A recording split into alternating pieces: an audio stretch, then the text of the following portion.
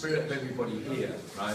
You all would have been there in '77. There's a wonderful young lady over there that fucking hitchhiked from Hungary because she heard on the internet what was happening over here.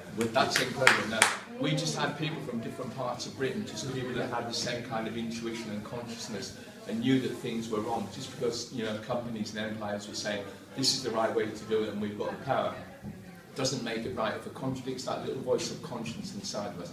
So it's incredible what's going on here. What artists, the way to defeat these people is know your enemy. There's a reason why there hasn't been a rising up in Britain. Because to have a rising up, you have to have a common perceived enemy. In countries that are dictatorships, somebody puts a gun to you and says, eat shut, motherfucker, eat shut. And you go, and you're eating shit, but you've got hope, right? Because you know that one day that person's going to have to sleep and you can liberate yourself either by shooting them or running away to, you know, somebody better. But in Britain, it's being institutionalised and refined into the institution. So there's no common enemy. People are just being taught to eat shit.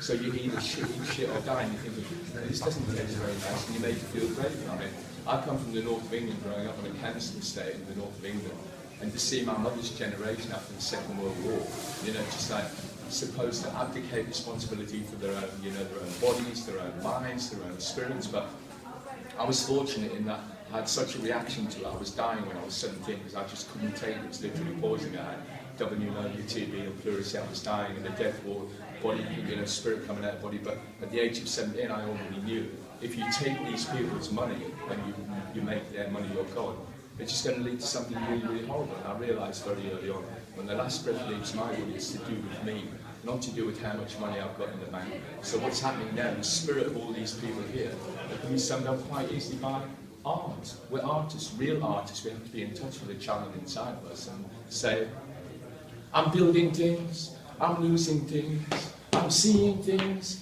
I'm finding things. The child in me is filled with glee.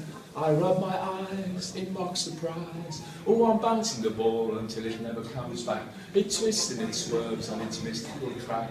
That's why we sing. So, I'm building things, I'm losing things, I'm finding things, I'm seeing things. The child in me is still with me. I rub my eyes in mock surprise. Oh, I'm bouncing the ball until it never comes back. It twists and it swerves on its mystical track. That's why we sing. Woo!